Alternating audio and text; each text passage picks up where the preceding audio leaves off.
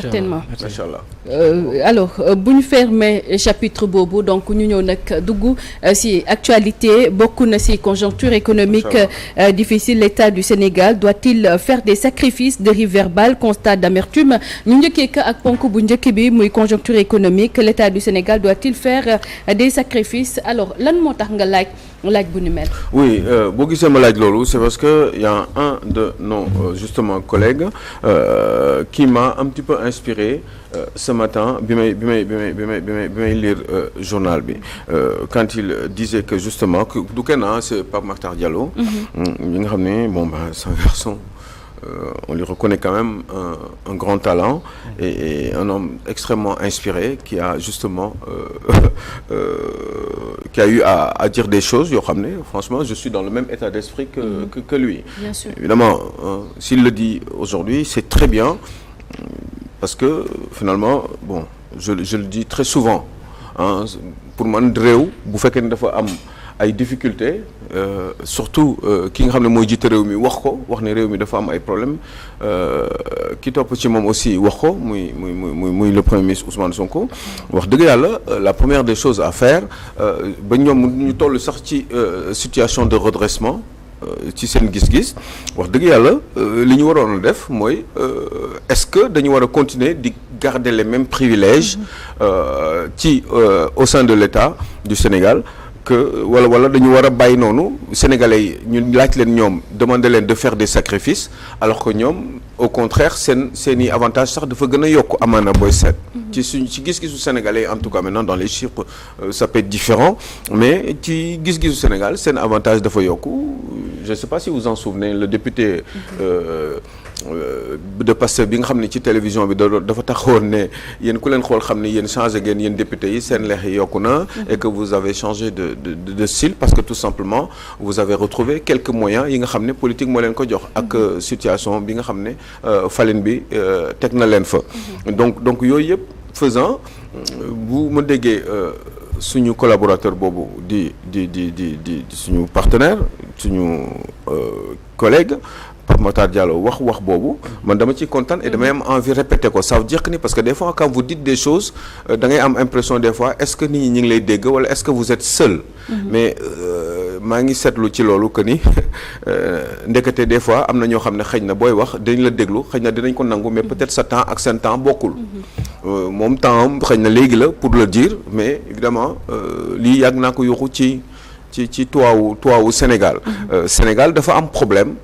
Sénégal nit ñi dañu sonn ñi ngi ce matin maa ngi déggaat beneen information par rapport ak ndaw si nga xam ne ci côté Diourbel noonu bu am problème bëgg a wasin ñu ne ko 50 places lii la mais 15 rek ñoo disponible mënuñu la teg feneen mënoo fi nekk ndaw si dem amatul choix mi ngi nekkoon xam naa ni ci période matu parce que peut-être que ni nekkoon nañ ci ay situation de contraction eh ben ndaw si finalement amul choix amul doole amul dara mu génn dem bi mu génnee dem yàlla def ni ci buntu hôpital bi la mujjee accoucher mais mort nee la def maanaam xale bi dafa judd ba pare kii. Babacar Sarr mu ngi wax na démb ne le procureur c'est autosaisi la cour de Diourbel. dafa demandé ñu sàkku ñu sulliwaat xale bi. exhumé voilà. exhumé xale bi. bon bah est-ce que ça sert à grand chose. bien sûr surtout, je ne pense pas parce que Alioune remeewu foofu rek parce que déjà kooku xale bu jigéen bi dañ ko waxoon ne ko prématuré nga ëmb. et que 6 mois nga war a am doom. maintenant bi loolu jotee si la dem si foofu noonu mu wax leen ne damaa bëgg a wasin mais finalement ñu ne ko comme Aline ni mu wax rek que ni amuñu lii bi muy génn hôpital ba si la wasin mais foofu noonu xale bi bu fekkee prématuré day soxla couveuse mais amoo couveuse da ngay dee si saa si. mais xam nga. c'est désolant franchement waaw léegi nag yooyu bu fekkee ne da nga koy gis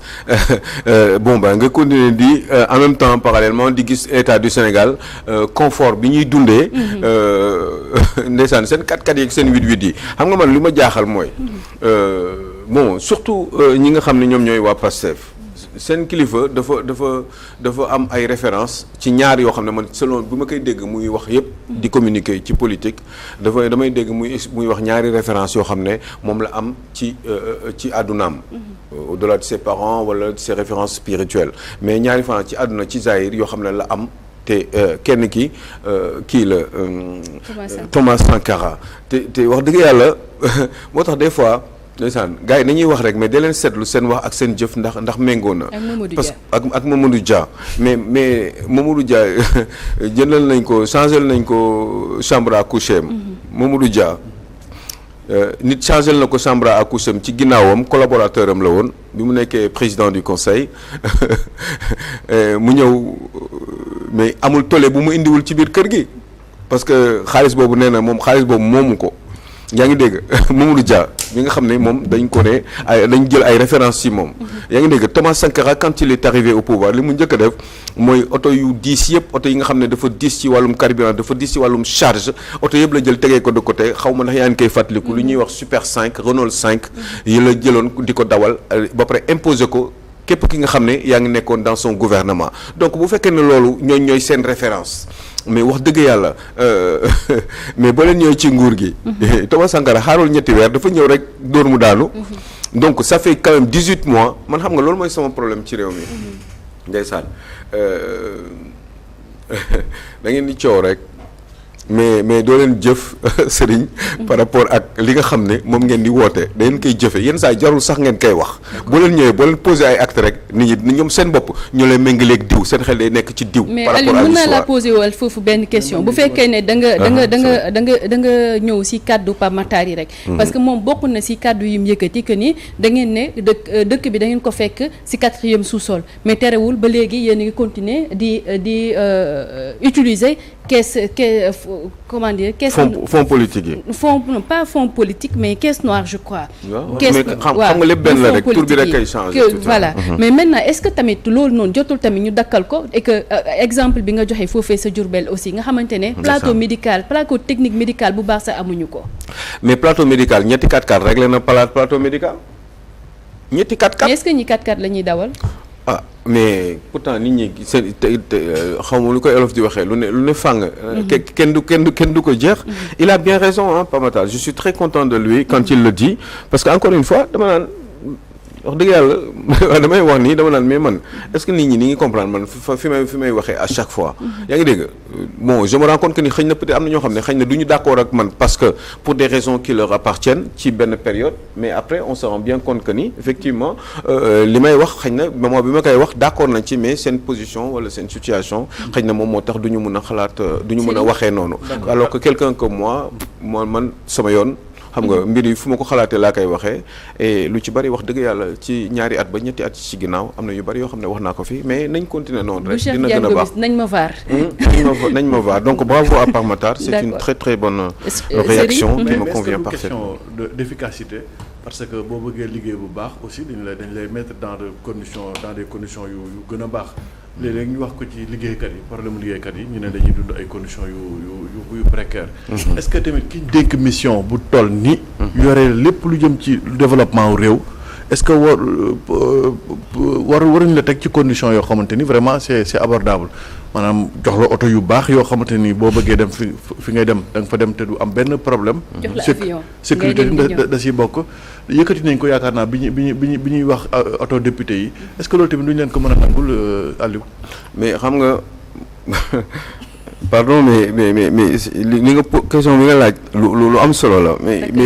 wallaay mais xam nga gis nga li ma waxati léegi nii gën na yokk kaaw ci xar mi xam nga am na évidemment man sama oto xam naa ni valeur bi 15 millions la war a nekk aujourd'hui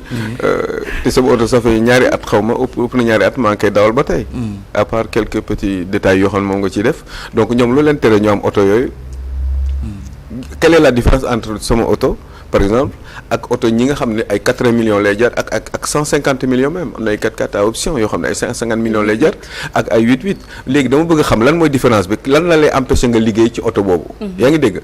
beneen affaire boo xam ne bu fekkee ni da ngay liggéey 8 heures ba est-ce que nombre de carburant litres de carburant yi ñu doon jox gars yi wàññi nañ ko wala wàññiwuñ ko est-ce que quand El Malick disait que ni bi ñu nekkee dans l'opposition que c'est ça qui ouais il faut que yàlla dimbali ma mais am xolu muñ toujours parce que sinon je vais m'énerver tu vois parce que quand il était dans l'opposition lan la doon wax moom El Malick Ndiaye dafa demoon ni 4x4 yi amul njëriñ Ousmane Sonko dafa taxaw ci télé mu ne 4-4 yi dañ ko war a arrêté dëkk bu nekk ci situation dañ ko war a arrêté. mais pourquoi bu ma ñëwee ci nguur gi duma ko dindi wala boog bi may wax noonu dama doon wax rek pour attirer la sympathie d'une certaine frange de la population. c'est ça qui fait mal man yooyu mooy sama problème parce que man bu ma waxee dara c'est parce que dama xalaat ni bés bu ma nekkoon ci disposition dama koy def waaye léegi ñoom ci diggante bi lan moo fi changé ba El Malick retourné ne moom xam naa lu ci dégg Ousmane Sonko parce que ñoom ñaar ñoo ko waxoon bi ñu nekk ci opposition bi retourné nee na il faut ñuy députés yi retrouver seen dignité mais yow vous avez choisi de travailler pour votre pays yow yaa ne yow Serigne da nga bëgg a def ay sacrifices pour ce pays vous n'êtes pas obligé de travailler pour votre pays vous n'êtes pas obligé d'être fonctionnaire donte am na ay avantages yu ñu leen tegal pour que ngeen mën a liggéey normalement mais liggéey normalement est-ce que moom mooy jox la ay moyens yu déggi dayo yoo xam ne ñi nga xam ne sax dañu nekk dans les grands pays industrialisés mais ñooñu amuñu loolu dawluñu loolu est-ce que loolu xel mën na koo nangu yàlla rek nañ xalaat parce que fii ku dee ak sa bàmmeel ñëpp la ñuy suul. mais mu amaat naa beneen relance tamit.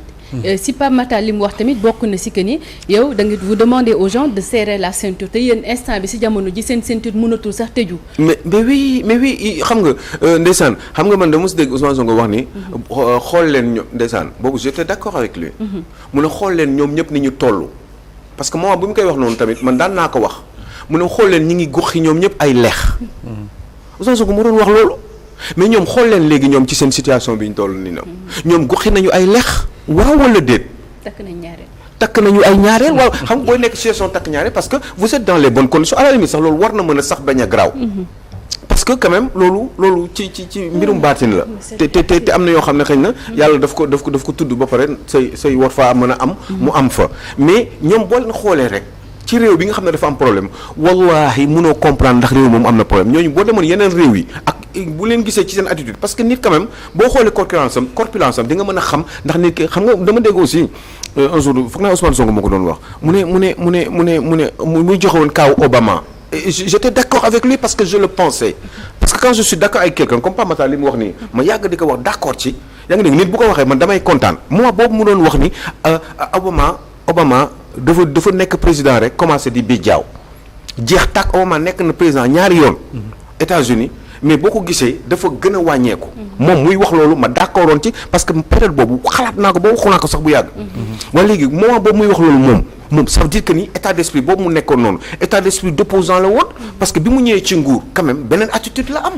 parce que les avantages là fonds politique yi par exemple man dama gëm ni ci li may xam jàng ko école ci fonds politique li tax ñu créé ko origine fonds politique ba tey jii nii ba niñ ko emprunté ci démocratie occidentale yi fonds politique wax dëgg yàlla man d'accord ma pour ñu dindi fonds politique ñoom bi ñu koy wax ci opposition bi ñu nekk man musuma d'accord ñu dindi fonds politique parce que fonds politique il faut nga xam lan lay jëriñ ba pare xëy na amuñu temps fii mais fonds politique dafa am ay urgence yoo xam ne des fois mënul xaar procédure normale mënul am sauf que fonds politique du président moo ko war a yor fonds politique ki nga xam ne dafa responsable devant le parlement ci histoire u fonds politique parce que gars yi xamuñu aussi te seen des fois on n'a pas beaucoup de temps ici di dekk ay échanges véritablement dugg dans le fond ñu wax leen lan moo xew fonds politique dafa am lu tax ñu teg ko fonds politique du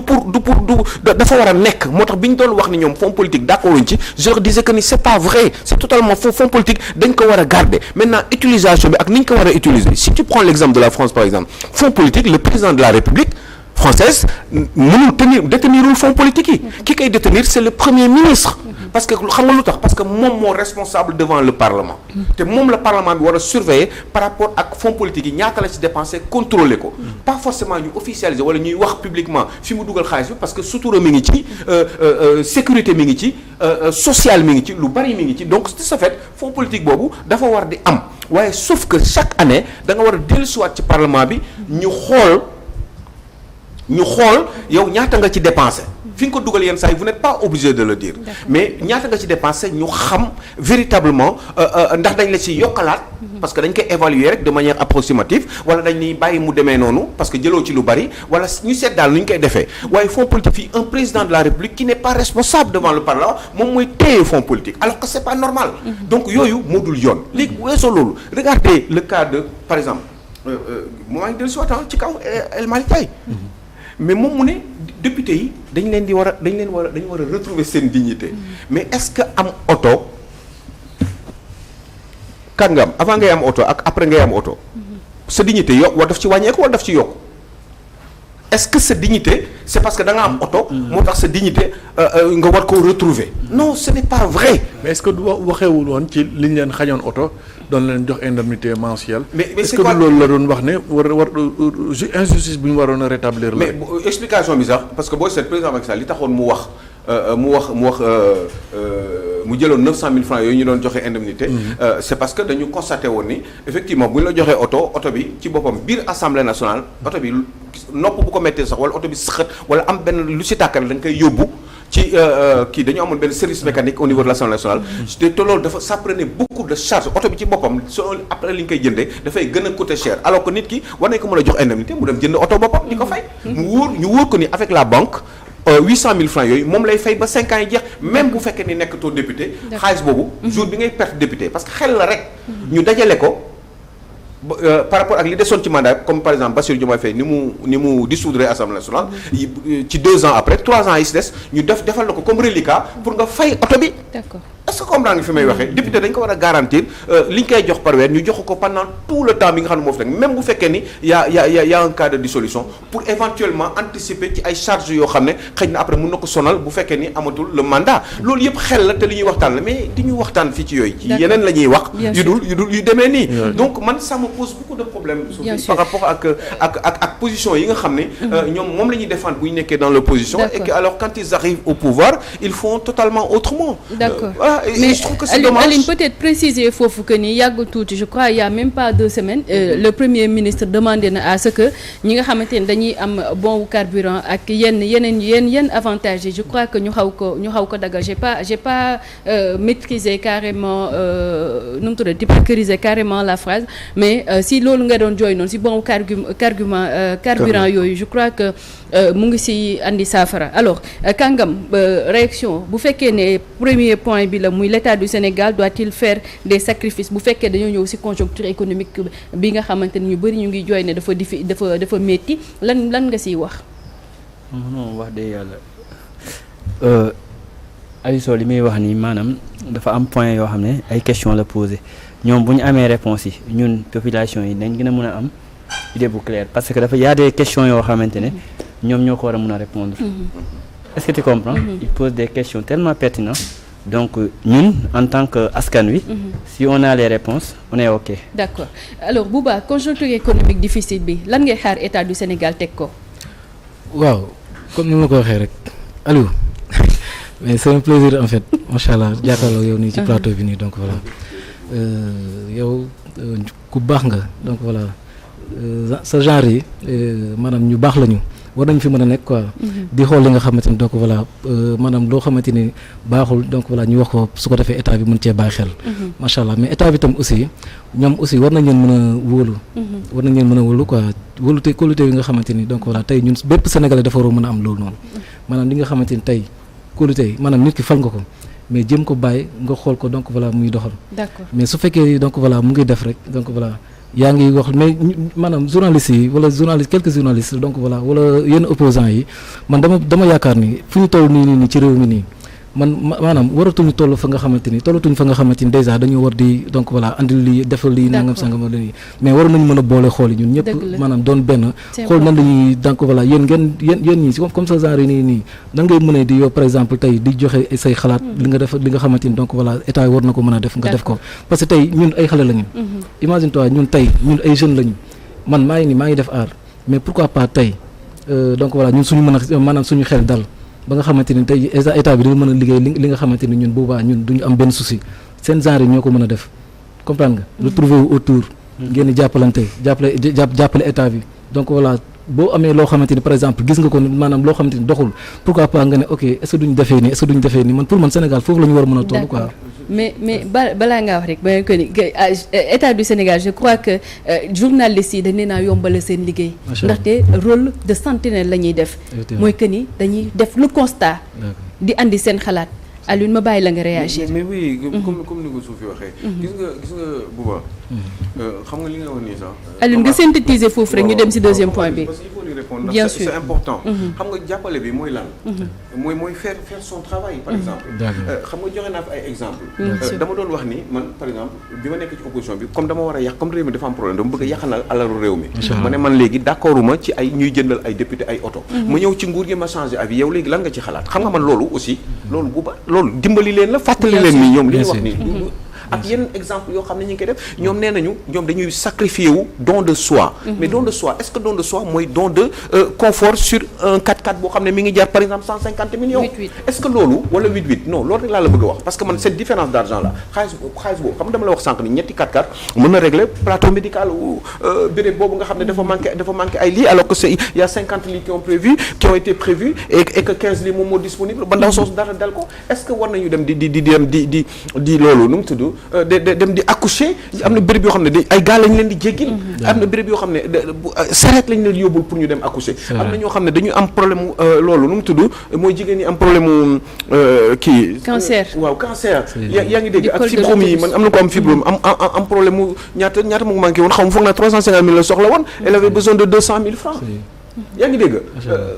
xam nga wala ndaw si nga xam ne romb na ma ci yoon bi mu ne dafa soxla insuline 33 000 sama buntu kër 33 000 francs la soxla pour insuline parce que bu ko deful dafay dee mais deuxième point bi am na solo trop te damaa bëggoon ñu ñëw si mais maintenant dama jàpp li may yokk foofu rek mooy que ni gis nga médias yi consultance dañuy defal état du Sénégal parce que tey jii journaliste boo gis à chaque fois danaan bu ñu defoon lii naam dinañ critiquer mais da nga naan bu ñu defoon lii wala bu ñu defoon laa jaakaar naa ne médias yi état du Sénégal amul fayal mais maintenant bu fekkee dañu ñëw ci deuxième point bi très rapidement parce que 2 minutes xaw ma 3 moo ñu dese muy dérive verbale constat d'amertume. Bah oui xam nga au lieu de s'occuper de ces choses là ce qu'on vient de dire eh ben ñun on se pagane sur ay saagante parce que tout simplement c'est facile parce qu'il suffit d'un clic pour gis affaire bi alors que ñun ci yi la ñu waroon di waxtaan mais au lieu ñu wax ci yi eh ben voilà man toujours gis naa la nii sama xel lu j'ai beaucoup d'idées sur yoo xam ne mënoon naa ko jox le ministère de la culture yaa ngi dégg mais loolu ñun duñ ci wax parce que xamul wax parce que il faut qu'on parle des dérives verbales parce que dafa am dafa ay risque la pour suñu équilibre social léegi ñun léegi si loolu la ñu nar a wax alors que man j'avais envie honnêtement parce qu'on n'a pas le choix on est obligé d'en parler parce que dañ ko wax Walf Quotidien wax na ko coow gi bari na et puis c'est un constat qui est fait saaga yi te bari na etc waa léegi saagante bi la moo ko jar est-ce que du ma wax ci manu xale bi nga xam ne ndekete man li may gis gars yi ñu leen di masquer yépp ci kii bi lu mu tudd ci télé bi gaynde yi ndekete kii moo koy defar waaye après ñu ne ma lan kii amul dërëm ci li muy def vous vous rendez compte mais loolu man je le sais il y a 10 ans 15 ans je suis autorité am pouvoir de décision mais kii du toog fi tey di ma wax lii j'aurais réglé le problème depuis longtemps parce que gis naa parce que am naa fu ma jëlee xaalis bi parce que du ma jënd 450 millions déedéet parce que am na ay cortège yoo xam ne duñ ma toppati bu may dem aéroport wala bu may dem ci benn cérémonie parce que ñooñu ñëpp ay per diem la ak carburant la ak oto la loolu yëpp du ko jar man màgg naa France gis naa j'étais là au lycée dans le 20e mais ñun dañu romb ni Mitterrand man le premier président de la République que j'ai dit bonjour moom mooy François Mitterrand j'étais au lycée collège est-ce que gis nga te kii yooyu la doon yor genre Citroën yooyu xam nga ndax yaa ngi koy fàttaliku Citroën yu kii yi xam nga mosuma ko gis ci ay mooy fàttaliku Citroën Mitra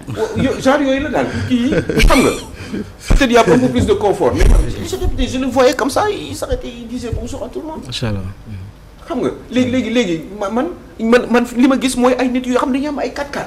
da ngay dem en Suède nga gis le ministre là ñu ne la ça c'est le ministre de la santé ñu ne la il descend au fast food en bas lay dem di lekki fast food je vous assure que c'est la vérité fenuma te li may wax ni ñi dëkk ci béréb yooyu xam nañ ko fast food lay wàcc pour prendre un sandwich après il remonte travailler mais buy wàcc mën na daje gardien bi ci suuf gardien bi nga xam ne moom mooy gardien le ministère j'en sais rien mais ci fast food lay wàcc mais ñun suñu gars yi dootu leen gisati même ci biir Pastef li ñaata nit ñooy kaas ci biir Pastef ni seen DG yi gisatuñu leen. donc da nga jàpp ne gars yi dañoo war a wàcc daal wàcc. mais oui mais je suis capable d'être ministre de la République ma yegg 18h 19h ma je descends ak sama gardien di naan café Touba man mën naa ko capable naa ko. jikko yooyu la ñu war a am. waa ak sa gardien ci biir waxtaan boobu 10 minutes yi ngay naan ak moom ataaya wala café Touba eh bien 10 minutes moom mën na la wax boo xam ne yow xëy na xamuloo ko woon xëy na sax mën na la jëriñ ci sa liggéey. boo ñibbee le lendemain. il faut qu'il baisse le niveau borom xam-xam mooy ki gën a wàcc laa gën a ragal man ki gën a suufeel boppam kooku dama koy bàyyi xel waaye borom coow yu bari nii di nii je n'aime pas ça j'aime les gens qui posent des actes quand on dit quelque chose sëñ Abdoulaye daan na ko wax daaw li nga waxoon ak sa jëfin ren bu méngoowul man ça me pose un problème avant sëñ Abdoulaye di ko bi may xam ni sëñ Abdoulaye mos na ko wax man loolu je l'ai toujours pensé wallahi parce que pour man c'est quelque chose de normal da ngay gis ministre nekkatul ministre mu jékki-jékki sol sac à dos nga gis ko ci métro bi mu sol ay basket dellu na mi ngi jàngale ji à Pierre Marie Curie je vous assure c'est la vérité léegi cas yooyu ñun lu tax duñ ko dund pourquoi on change pourquoi on est gros pourquoi on est machin pourquoi on change de vie xanaa du liggéey rek wàcc dem liggéey pare dellusiwaat wàcc liggéey pare dellusiwaat jikko yooyu il faut ñu am ko te loolu mënuñu ko am parce que en réalité te puis yooyu da lay empêcher nga liggéey sax quand vous avez trop de confort vous travaillez moins parce que da ngay oisif parce que day neex le plaisir trop coono moo lay indil job mooy tax nga am courage mais boo kiiyee nii boo bu ñu la bàyyee ci lu la neex nii da ngay oisif da ngay bëgg di nelaw da ngay bëgg tegle say tànk da ngay bëgg machin vous n'êtes pas efficace je vous assure que c'est la vérité allez lire le livre de Michel Labazor sax bi ma ñaar ñetti yoon maa leen koy wax ñooñu c'est le marketing multiniveau d'accord dem leen ngeen xool gars yi ils se sont pas développés pour rien Sénégalais yi ngeen di wax ne ñu ngi naan leen oui am na ay Sénégalais yu nekk NASA wala yu demee noonu conditions yi ñu leen di liggéey loolu moo tax ñu aay. d'accord jërëjëf bu ñu nekkoon fii du ñu xam dara. parce que du ñu leen mettre ci situation pour ñu liggéey pour ñu mën a développer seen xam-xam. parce que ils sont sous la pression. et je sais ce que c'est. gis nga dérive yi nga andi nii Pa Matar tamit wax na si comme exemple am nga andi. non il a été excellent. voilà que ni wax na ko ni tamit dafa am kumba am ndey kumba amul ndey si boobee dérive ñoo xamante ne buñ ñii la ñuy sanctionné yi la lañ dul sanctionné. mooy li nga xamante ne Serigne wax na ko également. muy affaire injoignabilité bi. yàgg nañ koy jooy même des gens te disent que ñii ñoo leen fal mais mënatuñ leen a jot commencé ko si premier ministre ba si yenn si DG yi ba si le président de la République. waaw mais 15 millions nag. 15 millions est-ce que xam ngeen fii SMIC bi ñaata la. nga daaneel foofu nga tàggoo waale xam nga fi nekk bari Serigne. 15 millions Serigne ngay gagné cim réew. boo xam ne SMIC c'est 60 000 francs. 60 000. 15 millions loolu xalaatul nekk le député français il gagne autour de 7 000 euros. nga gagné 7 millions ne dafa ndaw. et le ki gën a tuuti salaire France. ki gën a tuuti salaire France il a 1500 wala 1700 euros brut. d'accord est-ce que yaa ngi dégg. donc est-ce que yaa ngi imaginer entre le député ak ki gën a tuuti salaire France. fii le député en France au Sénégal minimum il gagne minimum. boo boolee avantage am il a au moins 2 millions. boo boolee avantage am yépp salaire am ak avantage am alors que ki nga xam ne moo gën a tuuti salaire ci réew mi Sénégal. 60 000 francs la am. yooyu mais loolu est-ce que damay xaar at ak genn wàll pour jël décision. am naa majorité am naa lépp. am naa lépp j'ai tout. am naa majorité am naa lépp nee ni bëgg nañu ma voté fal nañu ma à 54%. du ma dóoru mu daanu. non yàlla laay wax ay dérive verbal ay saagante ay machin diw sàcc la du sàcc machin kii mu non c'est bon ma bàyyi la nga tàggatoo yàlla na yàlla sàmm yàlla may ñu xolu muñ parce que loolu rek la ñu soxla may ñu xolu muñ